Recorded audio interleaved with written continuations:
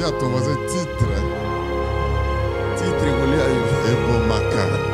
J'interdis qu'on appelle prophète celui qui n'a jamais été consacré. Prophète celui qui n'a jamais été consacré prophète. De proclamation. On nous voit amplifier ceci pendant.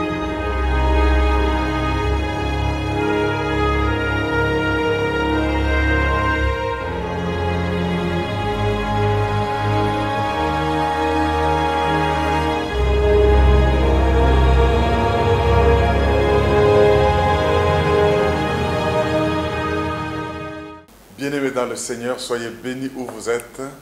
Nous sommes venus pour partager la parole de Dieu et je prie qu'il vous bénisse partout. Et prenez le temps de passer ce moment ensemble avec nous parce que le Seigneur veut nous parler. Les temps sont graves, les temps sont durs. Le Seigneur veut la libération des nations par l'Église et cette libération des nations par l'Église passe par la maîtrise de certains secrets et de certains codes pour arriver à le faire. Et Dieu veut que les nations soient libérées à partir de la base, de la masse, pour atteindre la tête. Mais c'est pourquoi il nous demande de savoir avoir le courage d'enseigner et de défendre la vérité. Avoir le courage d'enseigner et de défendre la vérité. Vous savez, nous ne combattons pas que contre les forces païennes extérieures démoniaques, mais même quand nous gagnons des âmes à Christ et que l'Église commence à prendre de l'ampleur, le diable s'infiltre par la 5e colonne des faux prophètes, des faux docteurs qui envahissent le monde et qui trafiquent par des paroles pernicieuses. Mais Dieu voudrait que nous puissions nous lever. C'est de cette manière-là seulement que les nations peuvent être libérées par l'Église. Est-ce que vous êtes prêts à avoir le courage de proclamer, d'enseigner, de tenir pour la vérité? Suivez ce message et je crois que votre vie va être changée pour vous engager pour le Seigneur. Que Dieu vous bénisse. Suivez, nous allons en reparler après. Mais à cause de ton nom, tu nous as sauvés. Tu as engagé ta personne dans l'alliance et nous avons vécu cette fidélité. Quel grand amour. Bien-aimé, aidez-moi encore à acclamer très fort le Dieu d'amour. Le Dieu Tout-Puissant, il est fidèle. Alléluia. Merci Jésus. Père, nous sommes heureux de t'appartenir. Tu as fait de nous ton troupeau, les brebis que ta main conduit. Et tu as jugé bon, quoiqu'un petit troupeau, de lui donner le royaume. Nous sommes heureux et nous sentons aussi cette responsabilité de posséder le royaume. Nous avons besoin d'une grâce, une faveur, une onction spéciale pour ne pas te décevoir, mais continuer à foncer dans ta fidélité et annoncer ce même amour aux autres pour les amener à toi. Christ soit élevé. Cher Saint-Esprit, agis en ces lieux, bouge d'un bout à l'autre et touche chacun selon son besoin, mais que tous, nous puissions être nourris, nous puissions être guéris, nous puissions être restaurés, et que nous puissions t'aimer davantage. S'il y en a qui ont rétrogradé par rapport à leur premier amour, aide-les et réveille-nous. C'est pour cela que nous détruisons et bannissons toutes les œuvres du diable, et nous laissons seul le contrôle au Saint-Esprit, Seigneur Saint-Esprit, au nom de Jésus. Amen. Acclame bien le Dieu vivant. Merci Jésus. Veuillez bien vous asseoir, bien-aimés, dans le Seigneur. Jésus est vraiment fidèle. Voilà qu'il nous permet encore de nous retrouver ce matin dans un dimanche spécial pour lui rendre un culte, l'adorer, exprimer encore notre amour comme nous venons de l'exprimer, et continuer à marcher et à nous engager dans cette alliance parce qu'il est question de destin, il est question de mission. Parce que le Seigneur nous a créés dans ce monde pour ça. Je voudrais encore une fois saluer et bénir tout le monde en ce moment spécial. Je le rappelle et je le rappellerai toujours, Tout ce temps et toute cette année, le Seigneur veut que nous puissions comprendre l'ordre suprême autrement. Que nous puissions comprendre cette grande commission où il dit à ses disciples, Matthieu 28, 18, 19, 20, « Tout pouvoir m'a été donné dans les cieux et sur la terre. Allez, faites de toutes les nations des disciples. Enseignez-leur à observer tout ce que je vous ai prescrit. Baptisez-les au nom du Père, du Fils et du Saint-Esprit. Et voici, je suis avec vous tous les jours jusqu'à la fin des temps. » Ça clôture le livre de Matthieu. Matthieu, c'est cet évangéliste qui nous présente Jésus comme étant le roi qui est venu régner. C'est pour cela qu'il est caractérisé par la couleur pourpre, rouge, la couleur royale. Il présente Jésus comme le roi qui règne. Bien-aimés, exprimé d'une autre façon dans la vision de Logos Rema, la libération des nations par l'Église. Ce message est un destin, cette vision est une mission, est une vocation telle que nous devons, mes frères dans le Seigneur, comprendre que Dieu ne nous a pas mis ensemble pour rien et ne nous a pas donné cette mission pour rien. C'est pour une action spéciale afin d'affecter notre génération. Libérer les nations. Et le Seigneur, sachant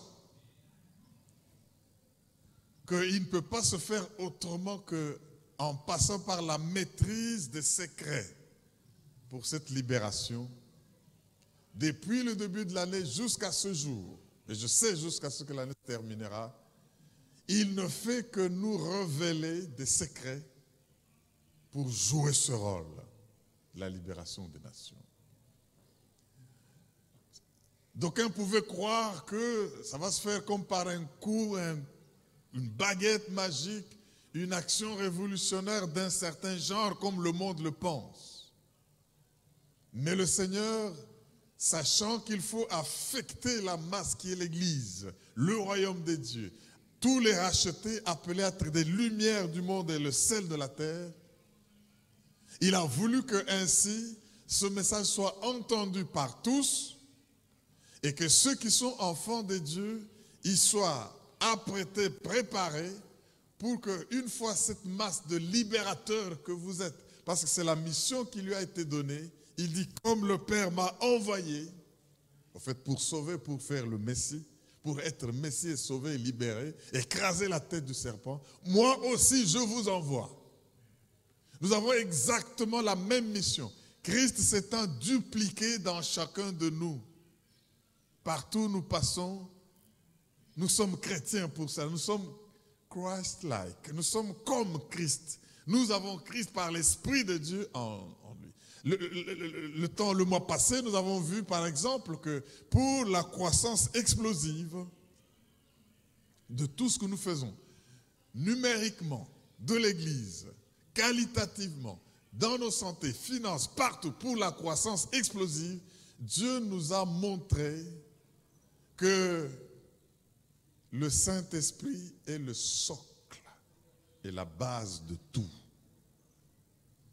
Et c'est pour cela que quoi que le Seigneur ayant planifié, que nous devons aller jusqu'aux extrémités de la terre, être ses témoins et libérer, c'est ça le but, libérer, c'est-à-dire dépeupler le camp des incroyants, dépeupler le camp du diable, le camp de l'ennemi, pour peupler le royaume des dieux. Mais il leur a dit, attendez à Jérusalem jusqu'à ce que vous receviez une puissance. La restauration du royaume terrestre doit avoir lieu. La restauration des nations doit avoir lieu. La libération même des pays, des familles, toutes les entités spirituelles doit avoir lieu. Le Père en a fixé la date, ça c'est sûr. Mais ce que vous devez chercher, c'est de recevoir le Saint-Esprit, la puissance qui vient d'en haut. Et alors, vous serez mes témoins. Alors, comme un ouragan, un hurricane, J'aimerais que vous puissiez vous intéresser à ces ouragans qui sont en train de frapper les côtes de l'Amérique, des Caraïbes et tout cela, pour voir ce que ces ouragans font comme dégâts sur leur chemin. Rien ne les arrête, rien ne les résiste, et ils foncent. Ce qui résiste est déterré pourvu que eux passent. Quand je regarde ces choses, l'esprit me secoue terriblement pour dire, voilà ce que peut faire le Saint-Esprit dans la vie d'un croyant. Et c'est ainsi que le jour de la Pentecôte, je ne le dirai jamais assez, les gens qui étaient des douteurs, tous les apôtres, quand il est décédé, ils ont dit, ah, mais on l'a crucifié. Nous, on croyait que c'est lui qui allait nous libérer de Rome. Eh bien, tous ces gens qui doutaient, même quand les femmes sont venues pour dire, nous l'avons vu, il nous a envoyé aller dire à mes frères, ils doutaient, ils disent, c'est des rêveries. Même quand il est apparu aux autres, il devait leur dire, mais pourquoi doutez-vous? Ça ne l'a pas empêché de les utiliser. C'est pour montrer que si vous vous basez sur votre chair et votre logique, vous ne pouvez pas accomplir les plans de Dieu dans votre vie. Et Dieu ne compte pas sur ça. Dieu compte sur l'Esprit de Dieu sur vous. Et quand vous le laissez bouger dans cette mouvance, vous voyez la différence. Donc pour libérer les nations, nous devons compter sur le Saint-Esprit. Parce que la Bible dit, l'Esprit sonde tout. Il sonde tout, même les profondeurs de Dieu. Et s'il sonde tout, qu'est-ce qu'un esprit impur, démoniaque, satanique peut me faire? Parce que l'Esprit sonde tout. C'est pourquoi nous devons attendre du fait qu'il va sonder et nous avertir d'avance sur où aller, quand y aller, comment y aller, même avec qui y aller. En sachant comment éviter tous les pièges de l'ennemi. Mais si vous y allez sans cela, vous allez tomber dans les pièges. Et croire que Dieu n'est pas avec toi. Et nous avons bien sûr vu que l'Esprit de Dieu est le grand secret et celui que nous devons désirer et avoir et le chérir tous les jours. À cause de ça, sans lui, qu'est-ce que vous pouvez faire? Qu'est-ce que ce poignet de gens comme les apôtres qui avaient peur pouvaient faire devant des grandes autorités romaines, devant des grandes autorités religieuses qui étaient déjà tombées dans les pratiques de la religiosité qui n'avaient plus rien à voir, si ce n'est faire l'habitude de tomber dans la routine. Qu'est-ce que ces petits disciples pouvaient faire? Ils avaient même peur enfermés parce qu'ils avaient peur. Leur maître n'est plus. Le Saint-Esprit. Bien-aimés, je voudrais que vous m'aidiez à l'accueillir, le Seigneur Saint-Esprit. Acclame-le. C'est une personne, il faut qu'il soit honoré. Il faut qu'elle soit honorée. Le Saint-Esprit est Dieu, le Saint-Esprit est une personne, quelles que soient les formes dans lesquelles on peut le présenter. Il est Dieu, il est une personne invisible mais toujours présent au milieu de son peuple. Bienvenue, cher Saint-Esprit, merci d'agir en ces lieux et de te révéler, d'élever Jésus. Prends le contrôle et le centre de toutes choses, fais-le, que je puisse disparaître et que tu puisses être élevé et te présenter. Au nom de Jésus, sois le bienvenu et le peuple de Dieu qui l'accueille dit Amen. Alléluia. Bienvenue, cher Saint-Esprit. Et quand il se sent bienvenu, accueilli, valorisé, oh, je ne peux pas vous dire c'est de quoi il est capable. Même un poltron, un foussard, un timide à mort, non, il peut ne pas être reconnu quand il est utilisé par le Saint-Esprit. Et c'est ce qui va arriver à chacun de nous au nom de Jésus. Et c'est pour cela que Pierre s'est levé, lui qui craignait, lui qui avait même renié son maître, il a parlé. Quand il était emprisonné, ça ne l'a pas empêché de parler. Quand il était intimidé, on lui a dit ne parle plus en ce nom-là. Il a dû opérer des miracles. Il dit c'est au nom de ce même Jésus-là que vous avez crucifié. Dieu l'a élevé. l'a ressuscité. C'est en ce nom que ce miracle se fait. Quand vous insistez pour dire ne parlez pas en son nom, il dit mais considérez vous-même, dois-je obéir à Dieu ou aux hommes? Quel courage, ça c'est l'Esprit de Dieu. C'est ce que nous avons vu, mes frères et sœurs, que pour la croissance explosive, il faut avoir le courage. Ils étaient purifiés par l'œuvre de Jésus qui a fait couler son sang et son alliance. À cause de cette purification, la puissance est descendue sur eux. Et quand cette puissance est descendue, ils ont proclamé tout ce que l'Esprit leur donnait de proclamer, y compris prophétiser. Et ils ont pénétré leur milieu parce que ce vent impétueux, rien ne pouvait l'arrêter. Le vent souffle. On ne sait ni d'où il vient, ni où il va.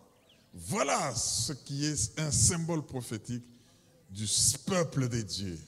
Quand vous agirez, ça sera seulement comme par surprise. On ne saura ni vous prévenir, ni savoir où vous allez aboutir. Parce qu'il fait de vous des vents et des flammes de feu. Il faut être content de vous-même avec le Seigneur.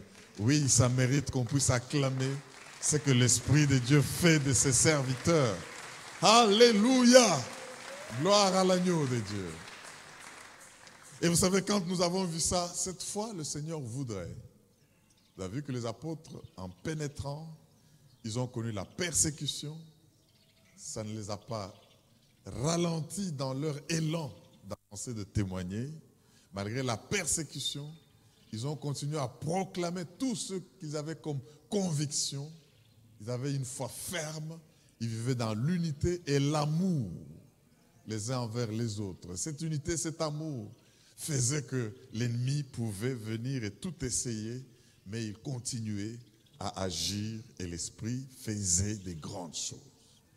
Mes frères dans le Seigneur, ils se sont donné des priorités et ils adoraient toujours. Ils priaient, ils étaient persévérants dans les enseignements. Ils fractionnaient, rompaient le pain. Ils étaient assidus au temple, l'assiduité au temple. Et quand ils étaient de cette manière-là, rien ne pouvant les arrêter, ils persévéraient et on a vu les résultats. Dieu veut que nous puissions avoir la même expérience aujourd'hui. Mes frères dans le Seigneur, le courage par le Saint-Esprit, un grand secret pour la croissance explosive. Et alors ce mois, le Seigneur voudrait que nous puissions embrayer toujours dans le cadre de la libération de nations par l'Église sur le thème le courage d'enseigner et de défendre la vérité. Le courage d'enseigner et de défendre la vérité. C'est le prix à payer pour libérer. Vous ne pouvez pas connaître la vérité, ce qui est bon de faire, et ne pas le faire. La Bible appelle même cela un péché. Tout celui qui sait ce qui est bien et ne le fait pas. Et pour cela, il faut le courage. On a vu, bien aimé, la fois dernière, qu'il semble moins cher d'aller là où il y a la majorité, dans ce qui est populaire. Il semble moins cher de soutenir ce qui nous arrange. Il semble moins cher de travailler pour ceux qui nous procurent un gain. Il semble moins cher de travailler pour le faux. Si à un moment donné, ce faux, ce qui est faux, emballe beaucoup de gens pourvu que nous atteignions nos objectifs. Il semble moins cher d'être là où il y a un plus grand nombre de gens, même s'ils sont dans l'erreur. Mais le Seigneur nous a donné de grandes leçons pour que nous puissions comprendre une chose. C'est que quand nous travaillons et que l'Esprit de Dieu agit, les âmes sont gagnées. Et je vous dis qu'ils le sont tous les jours ici. Il y a des âmes qui sont gagnées au Seigneur. Mais que nous ne puissions pas seulement croire que le courage d'enseigner, de défendre la vérité, c'est seulement contre les forces politiques extérieures qui sont contre l'œuvre de Dieu, ou les sorciers, les magiciens et toutes ces forces négatives dehors, comme du temps de Pierre et des apôtres. Mais quand vous amenez des âmes, il y a une 5e colonne du diable, de l'ennemi, qui s'installe et se lève au milieu du peuple de Dieu.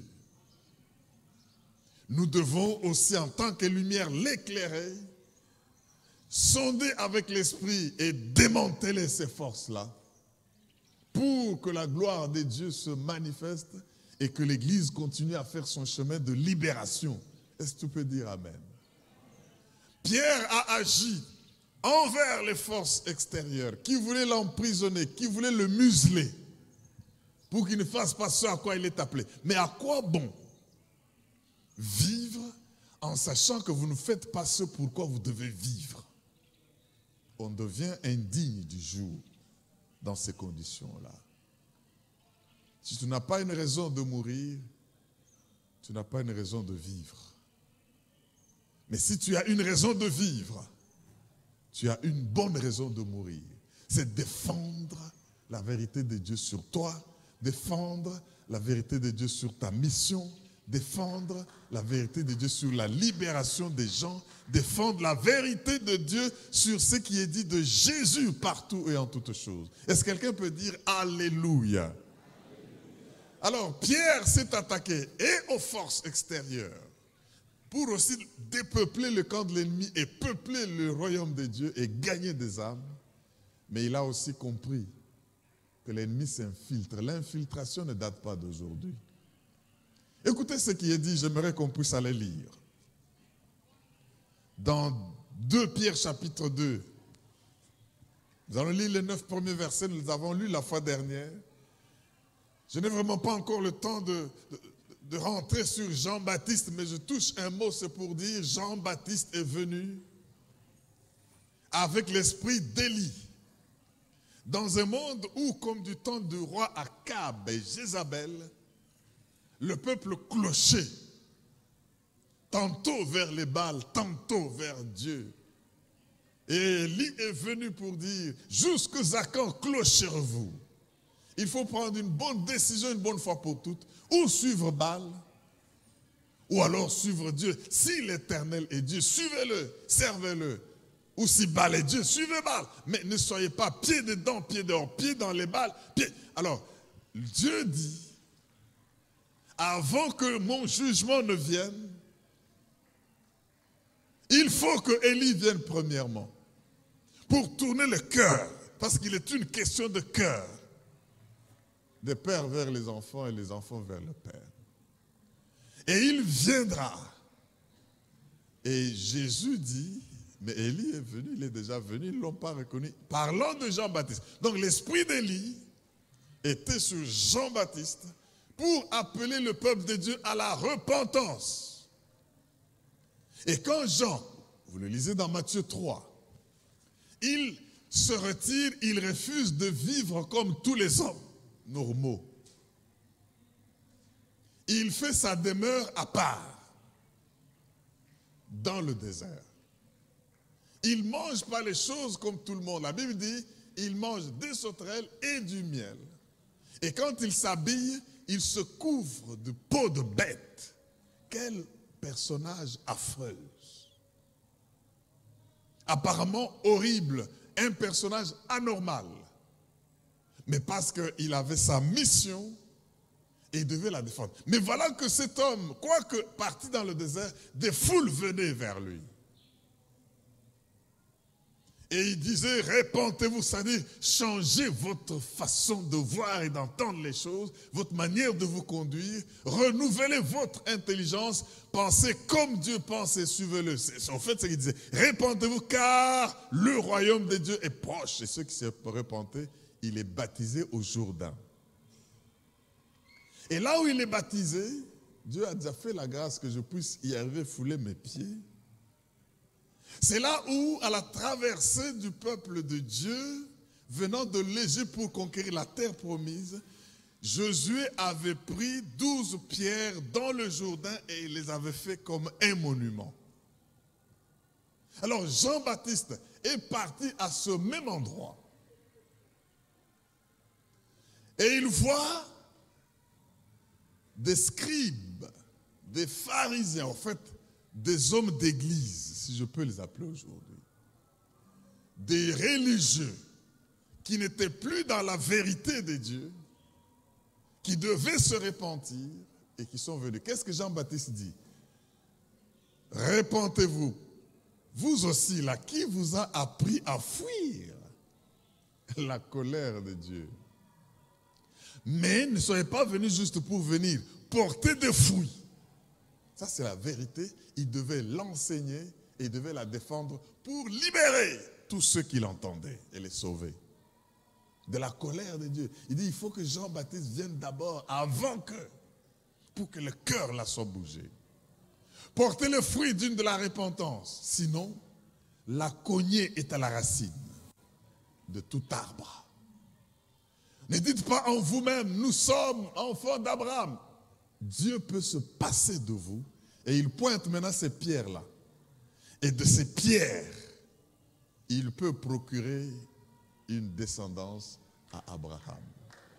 Ça veut dire, ne considérez pas le nombre, ne considérez pas l'importance ni la position que vous occupez. Dieu peut se passer de vous et prendre des choses qui sont apparemment sans valeur comme des pierres et en faire une descendance à Abraham. Ceux qui ont accepté le message de la vérité, ils ont été baptisés. Mais la Bible dit, il y en a qui ont fait changer le destin de Dieu sur eux parce qu'ils n'ont pas voulu. Quand vous entendez la parole, prenez des dispositions en conséquence. Est-ce que tu peux dire Amen? Donc, je n'ai pas encore le temps d'approfondir avec nous, avec vous, cette position de Jean-Baptiste pour enseigner et défendre la vérité. Nous devons avoir une onction comme ça si nous voulons libérer les nations. Mais écoutez ce que Pierre nous dit. Allons dans 2 Pierre chapitre 2, les 9 premiers versets. N'oubliez pas, nous avons vu que Pierre a montré du courage et de la personnalité devant l'extérieur, mais maintenant il vient aussi contre ce qui s'infiltre dans le peuple de Dieu déjà gagné pour cette croissance explosive. Dans cette explosion de croissance, l'ennemi infiltre. Écoutez ce que 2 Pierre nous dit au chapitre 2, le verset 1 à 9. Le titre de mon message, au fait, aujourd'hui, c'est le suivant. Si tu ne défends rien, tu vas tomber pour un rien. Oui, si tu ne défends rien, tu vas tomber pour un rien. Que cela soit entendu. 2 Pierre chapitre 2, lisons le verset 1 à 9.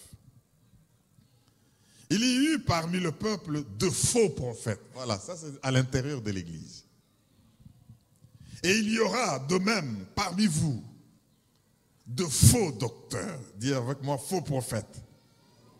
Dis-le avec conviction si tu n'en es pas un. Faux prophètes. Dis avec conviction, faux docteurs. Voilà, il y a de faux parce qu'il y a de vrais. Qui introduiront des sectes pernicieuses, c'est-à-dire les âmes sont gagnées et ces sectes-là c'est pour les perdre. Des sectes pernicieuses et qui, reniant le maître qui les a rachetés, du fait de renier le maître qui les a rachetés, voilà ce qui leur arrive, attireront sur eux une ruine soudaine. Plusieurs les suivront, c'est ça qui est dommage.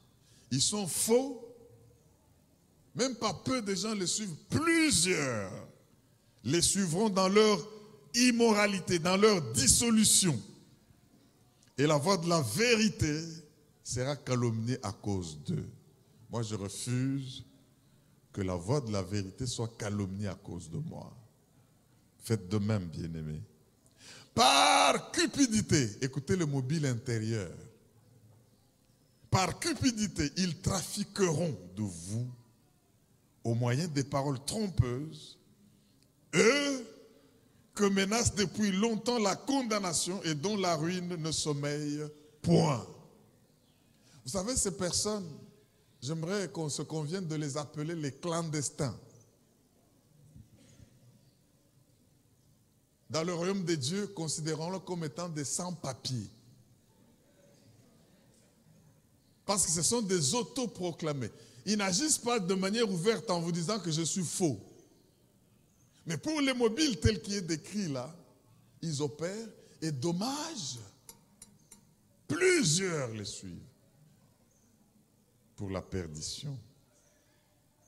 Attention aux sans-papiers. Dis à ton voisin, attention aux sans-papiers. Verset 4. Car si Dieu n'a pas épargné les anges qui ont péché, mais s'il les a précipités dans les abîmes de ténèbres et les réserve pour le jugement, s'il n'a pas épargné l'ancien monde,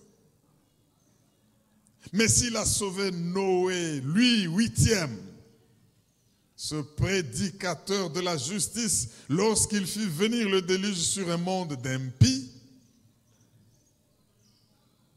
s'il a condamné à la destruction et réduit en cendres les villes de Sodome et de Gomorrhe, les donnant comme exemple aux impies à venir. Donc les impies n'ont pas été que dans le passé, mais il y a des impies à venir. C'est ceux-là qui s'infiltrent dans les églises. Eh bien, la Bible veut que nous puissions prendre les exemples des anges déchus et mis en prison. Du temps de Noé, tout ce monde-là impie qui n'ont pas voulu écouter la prédication du juste Noé. Et que si Dieu a dû exterminer tout le monde et ne sauver que Noé 8e, la Bible dit que c'est pour un exemple de ce que Dieu peut faire aux impies et qu'il fera aux impies à venir. Les impies du 21e siècle. Quelqu'un m'entend pour dire Amen. Je reprends le verset 6. S'il a condamné à la destruction et réduit en cendres des villes de Sodome et de Gomorrhe, les donnant comme exemple aux impies à venir. Oh, nous ne sommes pas dans le camp de ce qu'on appelle les impies. Et s'il a délivré le juste Lot, profondément attristé de la conduite de ces hommes sans frein dans leur dissolution. Les hommes sans frein dans l'immoralité. Car ce juste Lot donc, qui habitait au milieu d'eux, tourmentait journellement, chaque jour, son âme juste à cause de ce qu'il voyait et entendait de leurs œuvres criminelles. Les impies sont des criminels. Les faux prophètes sont des criminels. Des faux docteurs sont des criminels. Alors, leurs œuvres criminelles, c'est des crimes, ça. Verset 9, le Seigneur s'est délivré de l'épreuve, les hommes pieux, et le Seigneur s'est réservé les injustes pour être punis au jour du jugement. Est-ce que nous pouvons dire Amen? Nous pouvons acclamer la parole du Seigneur. Yes. Merci Jésus. Bien-aimés, ces paroles ont un poids terrible de vérité. Et si Dieu permet que nous, qui l'appelle dans cette grande mission de libérer, nous puissions savoir que nous devons combattre dehors et aussi combattre à l'intérieur. Il y a des raisons pour cela. Je voudrais que nous puissions mieux comprendre, au fait, la biographie de l'auteur de cette épître, Pierre. Il y a de cette deuxième épître. Parce que c'est de cette manière-là que nous allons comprendre pourquoi ce qu'il dit résonne encore avec autant de force et de puissance au milieu de nous aujourd'hui. Mes frères et sœurs, nous avons une mission. Je prie que Dieu, quand vous le connaissez, qu'il vous révèle votre mission, de sorte que vous ne puissiez pas vivre dans la compromission et mettre en hypothèque votre destin. Parce que Dieu nous crée pour des missions précises et spécifiques. Et si nous le connaissons et que lui se révèle à nous, nous le découvrons, nous allons aussi comprendre qu'il a mis en nous des dons et des talents qu'il veut utiliser pour que nous puissions jouer notre rôle. Chacun de nous en a. Et nous devons agir en conséquence. Alors ici, j'aimerais que nous puissions comprendre Pierre, l'auteur qui nous écrit ça.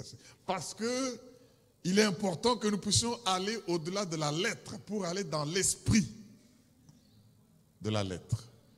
La lettre tue, l'esprit vivifie.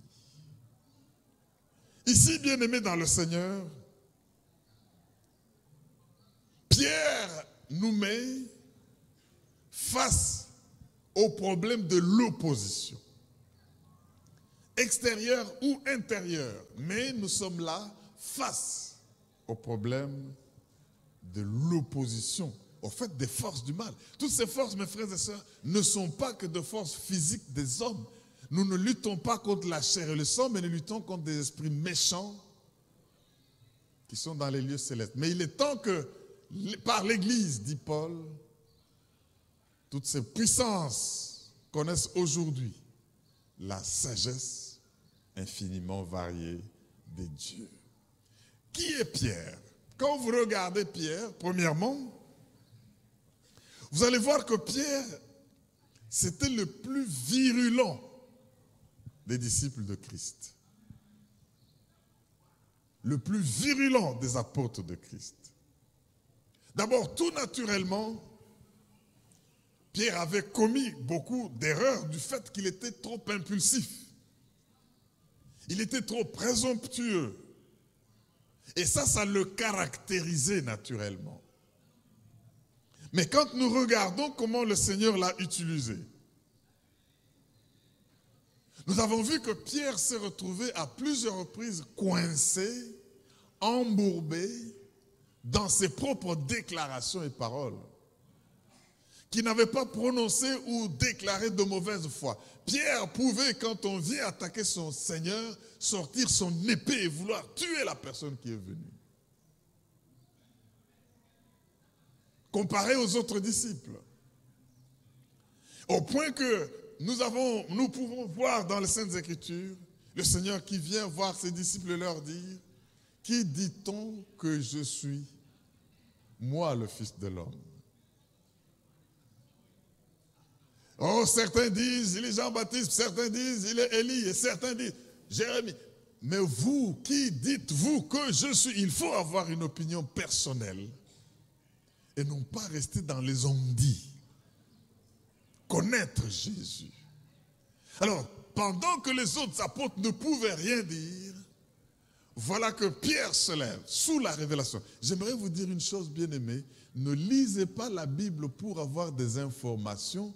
Lisez la Bible pour voir la révélation. La Bible, parce que là où il y a la révélation, il y a la révolution. Parce qu'une révélation ne peut pas vous laisser indifférent. Et là où il y a la révélation, la gloire de Dieu descend. Pierre dit, vous êtes le Christ, le Fils du Dieu vivant. Jésus regarde et dit, tiens, Pierre, ce n'est pas la chair et le sang ne peuvent pas révéler ce genre de choses à un homme. Mais c'est mon Père qui est dans les cieux qui vous a révélé. Alors à cause de cela, tu es Pierre, mais sur cette pierre, je bâtirai mon église. Mais voilà que quelque temps après, Le Seigneur doit aller à la croix, c'est le moment. Le même Pierre qui a reçu la révélation céleste par le Père, qui a déclaré que c'était le Messie, il dit, tu ne vas pas aller à la croix. Seigneur, je viens un peu ici. Non, il ne faut pas dire ça, tu ne dois pas partir à la croix. Et qu'est-ce que le Seigneur lui dit? Arrière de moi, pas Simon-Pierre, arrière de moi, Satan. Donc, la même personne qui peut recevoir la révélation divine par le Père peut, par sa bouche, déclarer des choses sataniques. Est-ce que tu peux dire Amen? Je crois qu'on devra parler abondamment prochainement du domaine du prophétique. Parce que sous une certaine onction, même une personne possédée peut parler de vraies choses. Oh, ça c'est bon. Arrière de moi, Satan. Il ne dit pas que parce que tu as eu la révélation, j'ai déclaré que sur cette pierre je bâtirai mon église.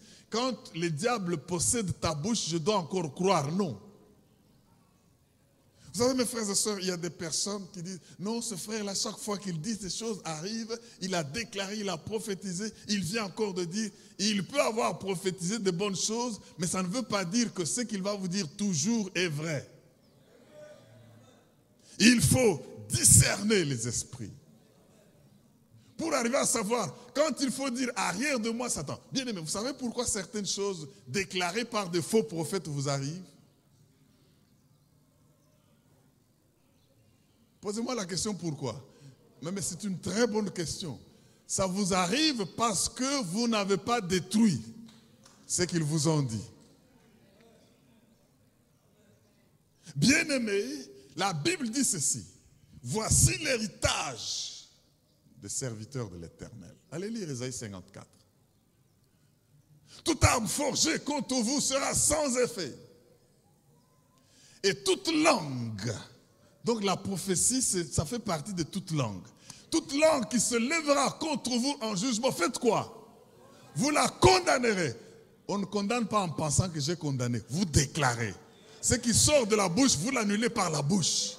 Il y a le pouvoir de la vie et la mort à la bouche qui nous est donné. Est-ce que quelqu'un peut dire Alléluia? Moi, Dieu me dit que j'ai pour vous des pensées de bonheur et un avenir meilleur. Tu viens me dire, tu vas mourir, je vais te dire, au nom de Jésus, arrière de moi, Satan. Et Jésus dit à Pierre, tu mets en scandale. Car tes pensées ne sont pas les pensées de Dieu. C'est lui qui venait de dire, tu es le Messie là. Maintenant, il est en scandale. Bien-aimés, soyons prêts pour ne pas gommer tous les jours des choses déclarées, même par des personnes qui en ont déclaré hier et ça a eu lieu. Parce que dans le haut et le bas du comportement des hommes, l'esprit du diable peut avoir le dessus. Oh, nous allons parler du prophétisme. Ne manquez pas la séance prochaine. Alléluia. Bien-aimés, quand vous savez ce que Dieu a dit sur vous, et que quelqu'un d'autre vient vous dire le contraire, comme Pierre l'a dit à Jésus, même s'il a été oint jusqu'aux dents hier, redressez-vous, condamnez cette langue-là, annulez cette déclaration parce que ce n'est pas la pensée de Dieu. Ne viens pas me dire le contraire, je ne le croirai pas, je vais vous le cracher en face et le détruire. Est-ce que quelqu'un peut dire Alléluia? Ne le manquez pas, bien-aimés, c'est pour ça que l'ennemi est infiltré avec des déclarations, des choses pernicieuses au sein de l'Église. Nous devons nous lever, les détruire. Pas les détruire en pensant, le parler, le déclarer. Parce que nous savons quel est le plan de Dieu pour nous. Alléluia. Jérémie 29, 11. J'ai pour vous des pensées du bonheur. Tu viens avec le contraire, c'est Satan. Est-ce que tu peux dire Amen? Alors, Pierre est cette personne-là, très impulsive. Mais en fait, c'est lié à sa mission et à sa vocation, son caractère. Il se lève. Non, tu ne feras pas ça. Mais voilà qu'il s'est comporté en se laissant briser par le maître. depuis la Pentecôte, depuis qu'il s'est converti à Jésus, depuis la mort, la résurrection, jusqu'à la Pentecôte, Pierre s'est laissé travailler par son maître. Il a commis des erreurs, c'est vrai. Mais écoutez, Dieu n'a pas refusé de l'utiliser pour ça. Le Seigneur sait que c'est son caractère naturel, qui est utile d'un côté dans la mission, mais qui doit s'appuyer sur l'Esprit de Dieu. Mais c'est un peu comme Moïse. Moïse est appelé à libérer Israël. Il a un caractère. Il sort, il voit un Égyptien se battre avec un Israélite. Naturellement, il dit, je suis libérateur. Il n'est peut-être pas trop conscient de cela. Il se bat et tue. Mais ce n'est pas encore le temps de Dieu. Ça, c'est un meurtre qui va lui coûter de fuir. Mais c'est déjà une façon de montrer que tu as un caractère. Laisse Dieu te montrer quand et comment faire quoi pour l'utiliser. Alors Pierre a fait ça, il a sorti son épée à un moment donné. Pierre pouvait dire aux autres disciples, moi, Seigneur, même si tout le monde ici t'a abandonné, moi je ne t'abandonnerai pas. Le Seigneur regarde, tu dis ça sur base de quoi? De ta bonne volonté. La bonne volonté ne suffit pas. Tu dis ça sur la base de ton courage. Mais ton courage ne suffit pas. Regarde, tu as sorti l'épée, tu as même coupé l'oreille. Ces hommes-là que tu dois sauver, si tu enlèves l'oreille, ils vont t'entendre encore comment. Allez, il prend l'oreille, il remet là. Il faut que les gens soient à mesure. Acclame le roi de rois et les dieux vivants. Ils doivent entendre, ils doivent écouter. Ne coupe pas l'oreille, ne coupe pas l'oreille. Alléluia. Et Jésus dit à Pierre, avant que le troisième coq ne chante, tu vas me renier. Alléluia. Mais Jésus ne voulait pas dire que tu es inutile. Mais tu es en train de te baser sur ta chair pour l'œuvre de la libération, le spirituel. Et tu verras que ça va toujours échouer. Et quand cette femme vient et dit à Pierre, toi, tu es l'un d'eux. Je t'ai vu avec... Oh, mais qu'est-ce que...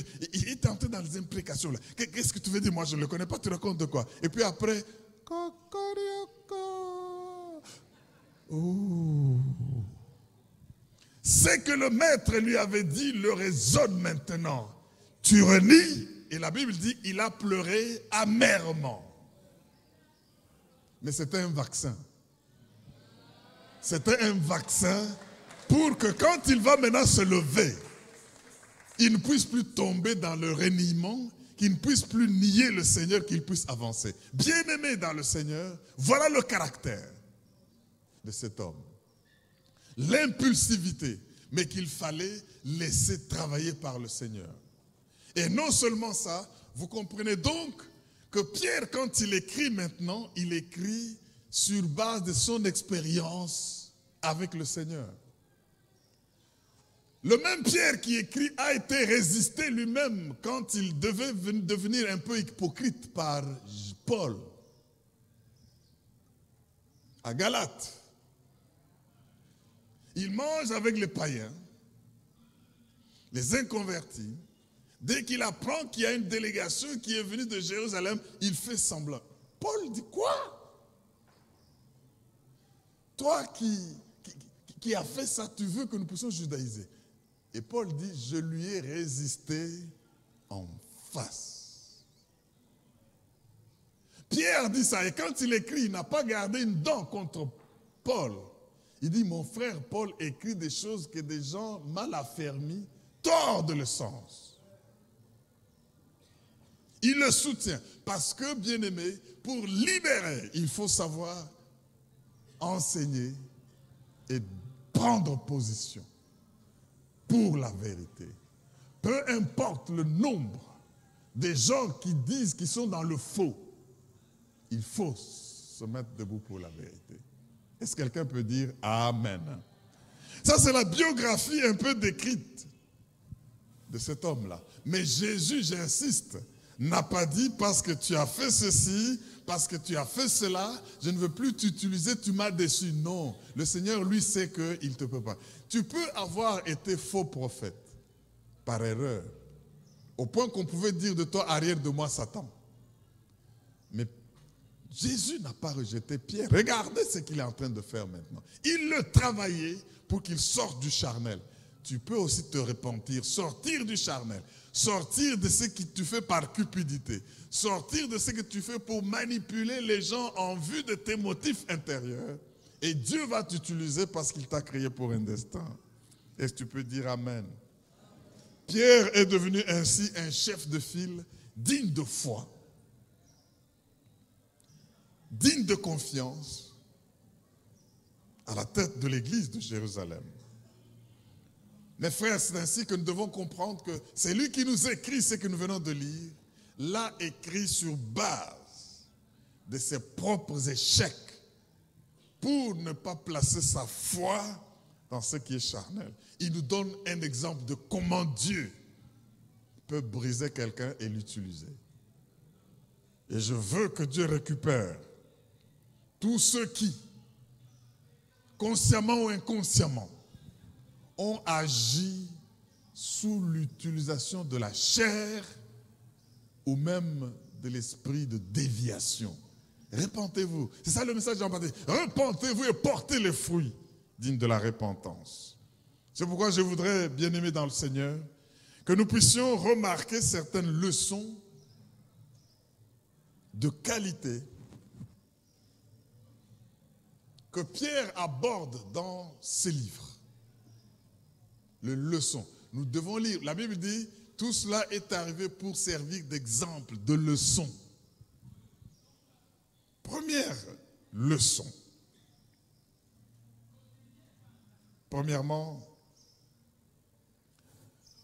le caractère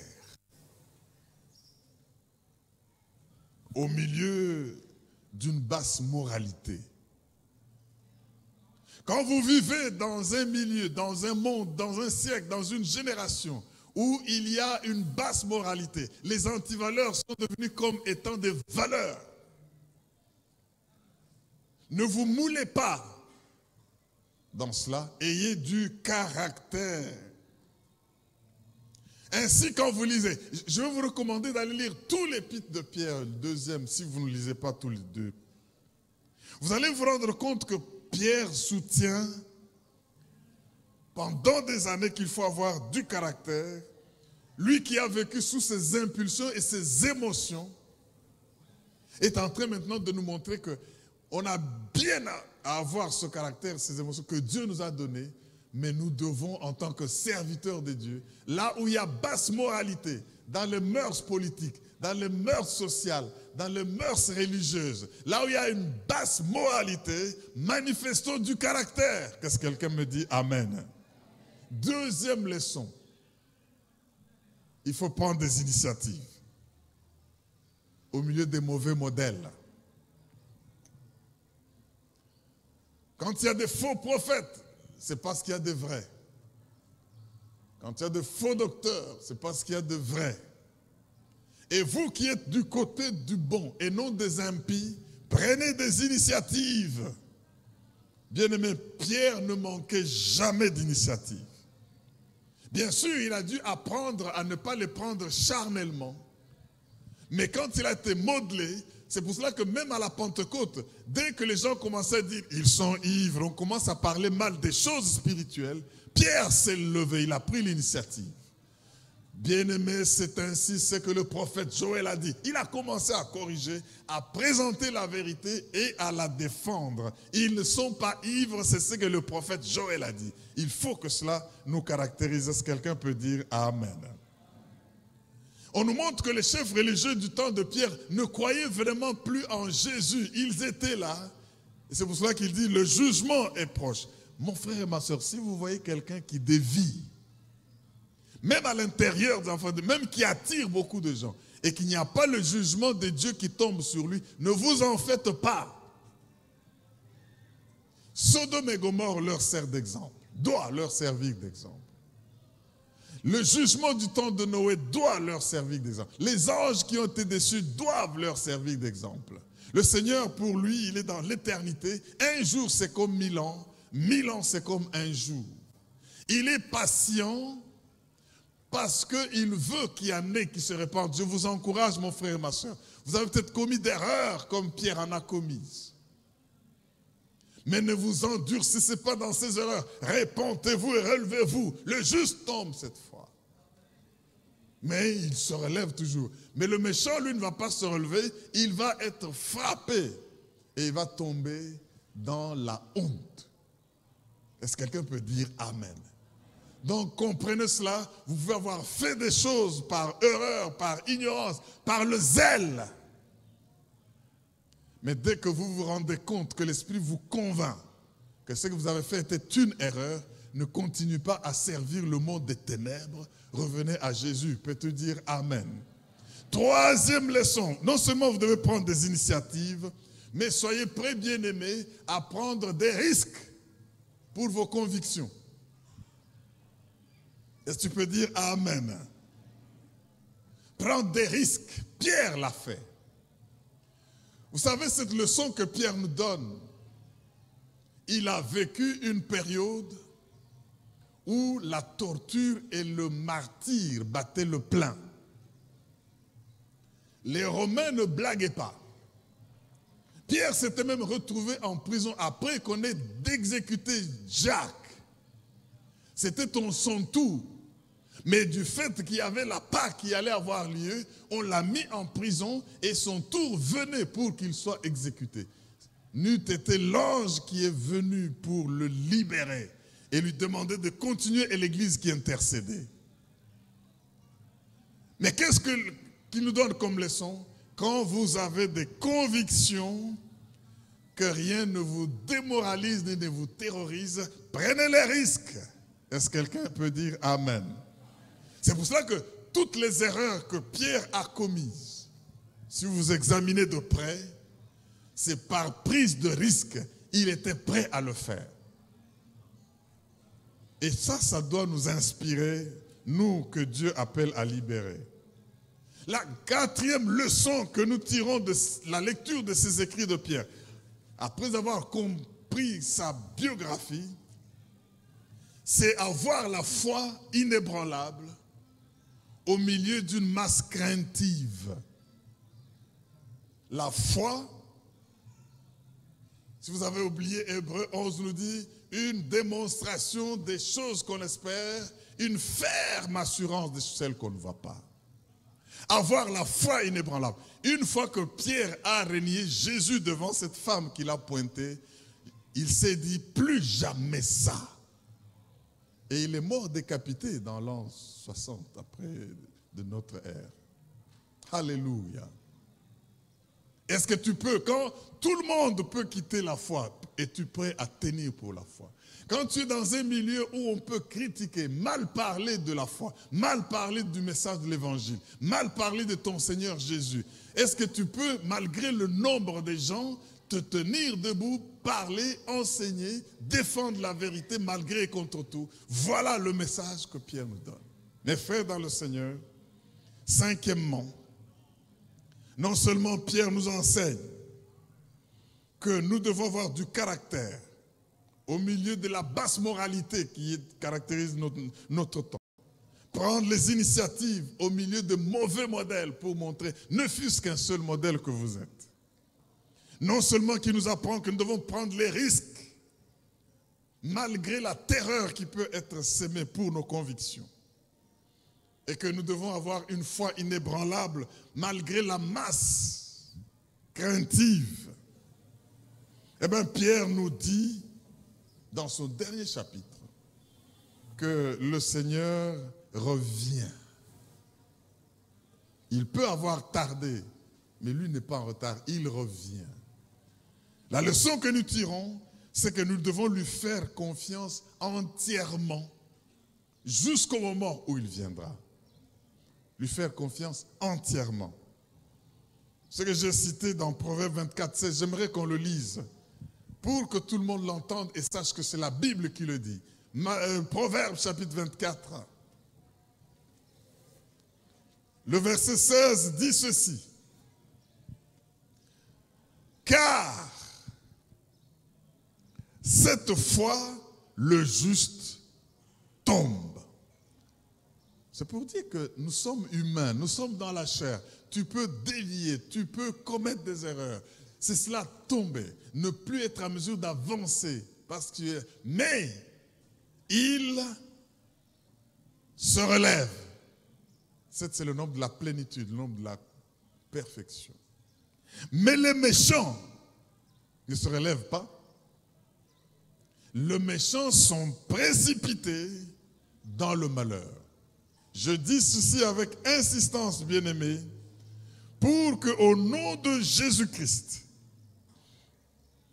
si une erreur vous est arrivée, que vous êtes tombé dans le mal et que vous avez même agi comme au service des forces des ténèbres, de l'occultisme, avec des mobiles qui ne sont pas bonnes, mais utilisant l'évangile qui est calomnié par toi, relève-toi. Réponds-toi.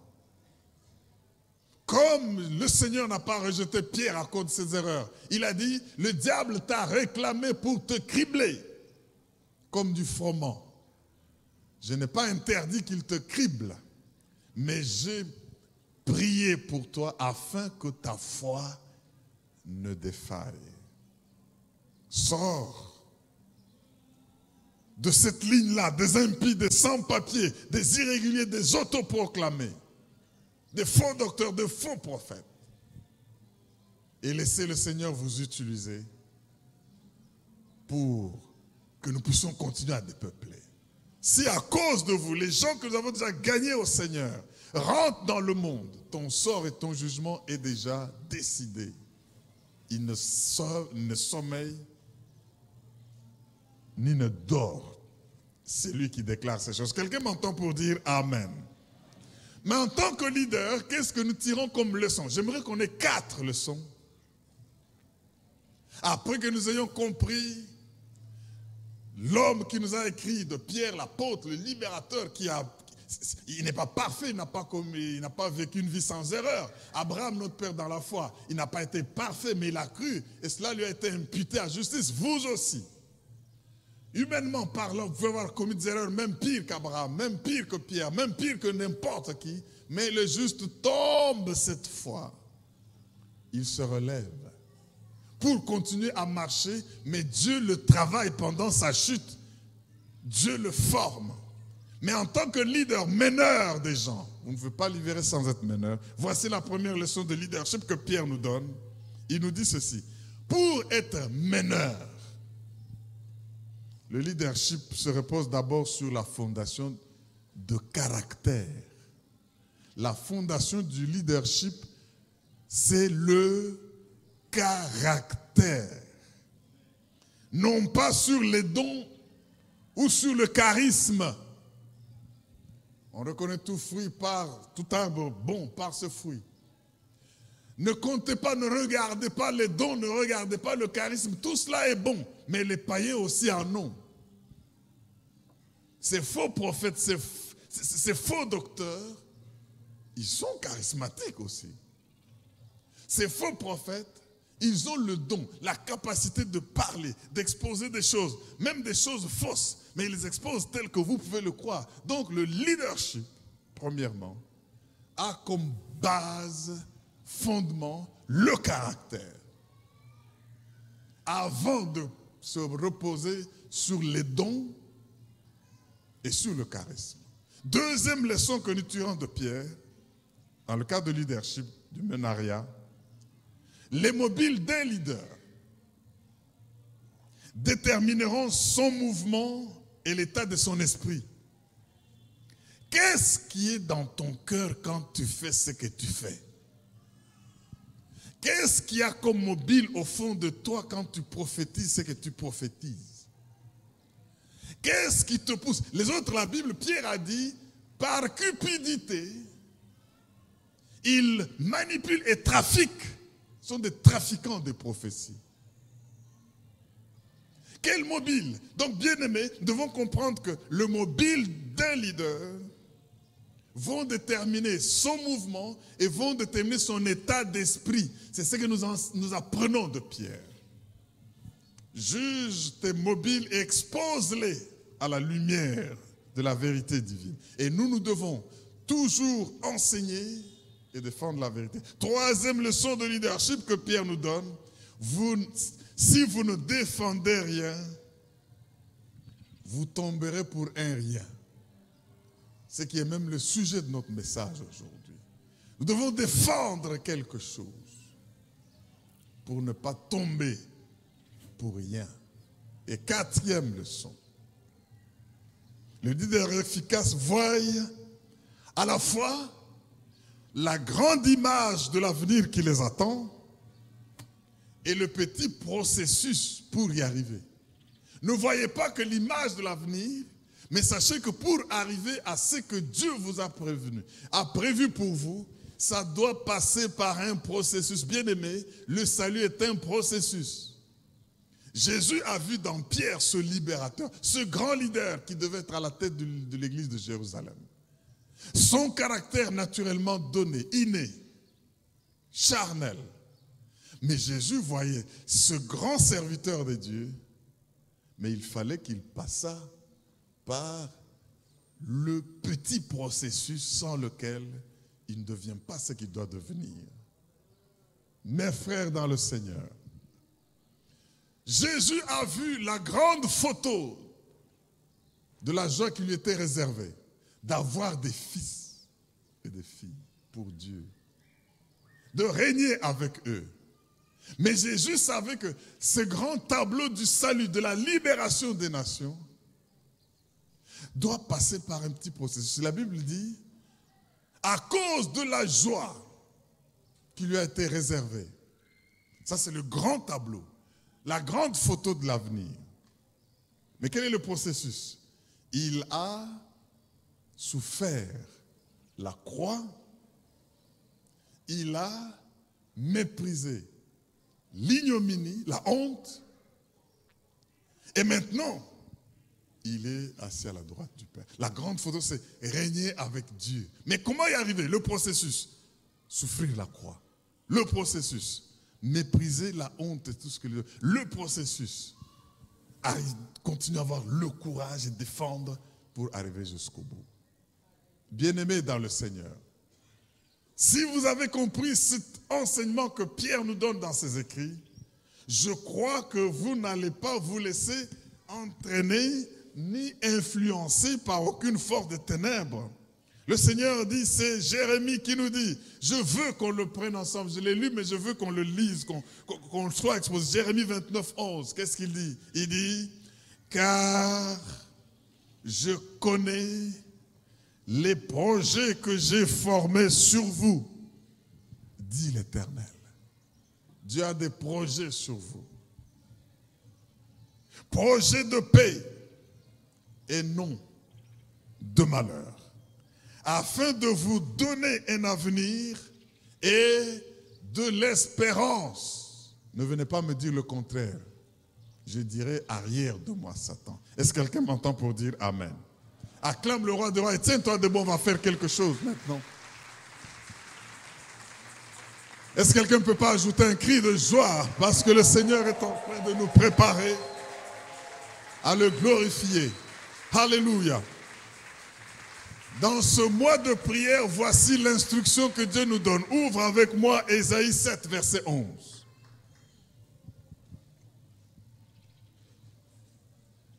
On va faire des déclarations de foi, mais on les fait sous l'instruction du Seigneur. Tout ce qu'on fait sous l'instruction est une sémence qui produit une moisson. Alléluia. Ésaïe, ça c'est l'instruction. Tout le mois, on l'entendra toujours. Ésaïe 7, 11. Il dit quoi?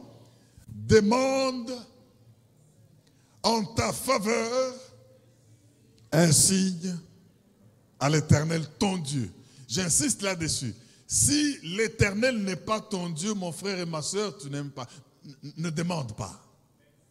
Et pour qu'il soit ton Dieu, tu dois t'être repenti et avoir donné ta vie à Jésus-Christ comme ton sauveur, et chaque jour il devient ton Seigneur. Il te lave dans ton sang. Et nous parlons à ceux-là. Profite de cette occasion pour dire, Seigneur, prends ma vie, je veux être à toi. Et Dieu sera ton Dieu. Il voit la disponibilité du cœur. Demande en ta faveur, pas en faveur de ton voisin cette fois. Un signe à l'Éternel, ton Dieu, demande-le, soit dans les lieux bas, soit dans les lieux élevés. C'est-à-dire, ne trouve rien de difficile à demander. C'est ce que ça veut dire. Ça peut être un signe dans la santé physique. Ça peut être un signe dans les affaires, ça peut être un signe dans la nation, je ne sais pas devant quoi tu es. Mais un signe, demande-le. Vous savez, à la seule table qui vient, nous aurons des séances de témoignage, d'adoration, des signes que Dieu aura fait dans notre vie. Parce qu'il le fait déjà. Et si Dieu te fait ce signe, signale-toi. Nous venons célébrer le Dieu qui engloutit Pharaon et ses cavaliers pour nous. Nous venons célébrer, c'est Dieu qui nous fait traverser à sec. Nous venons, oh bien-aimé, demande un signe. Et pour répondre à cette instruction, voici notre prière. Psaume 86, verset 17. Psaume 86, 17. C'est une personne qui respecte, qui obéit à l'instruction. Un signe dans les lieux bas, peu importe. Dans la mer, s'il y a des arbres et des tombes qui ont avalé ce qui est à toi, demande un signe. Psaume 86, 17, nous le lisons et je vous suis après moi. Opère un signe en ma faveur. Dis-le comme quelqu'un qui est convaincu et qui voit l'invisible. Opère un signe en ma faveur. Que mes ennemis le voient et soient confus. Qu'ils soient dans la honte.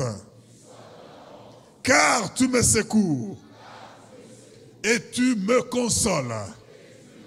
Je déclare l'esprit de secours et de consolation sur le peuple de Dieu. Si tu le crois, dis Amen. Oh, mais que Dieu soit loué. Vous avez bien suivi cette parole et ce message. Je crois qu'ensemble, nous avons compris que malgré notre caractère, qui peut être impulsif, malgré les erreurs que nous pouvons commettre, mais Dieu voudrait que nous sachions prendre les initiatives. Et qu'en tant que leader, appelé à libérer les nations, nous ne devons pas nous baser sur nos dons ou nos charismes, mais sur du caractère. Et offrir un modèle dans ce monde où il y a crise de modèle. Malgré tout ce que ça peut entraîner comme difficulté, soyons prêts à prendre des risques. Mais nous ne serons pas seuls. Le Seigneur est avec nous parce qu'il a promis que je suis avec vous tous les jours. Ne vous en faites pas de ceux qui ne veulent pas se convertir et qui continuent avec de faux prophètes, des faux enseignants, parce qu'ils attirent de foule. Ne vous en faites pas. Comme Sodome et Gomorrhe, comme du temps de Noé, comme les anges qui ont été désobéissants, leur jugement est déjà assuré. Marchons avec le Seigneur et glorifions-le. Je voudrais, avant de terminer, vous inviter à nous rejoindre à Logos Rema. Nous sommes sur l'avenue Sayo, dans la commune de Kassavubu, à Kinshasa. Nous avons 3 cultes tous les dimanches. Le premier culte en lingala commence à 7h30 et l'autre, le deuxième en français, il est précédé par la Sainte-Seine et à 17h dans le culte en anglais. Sur les réseaux sociaux, suivez-nous, servons le Seigneur, défendons la paix. Que Dieu vous bénisse. Et à la prochaine. Merci.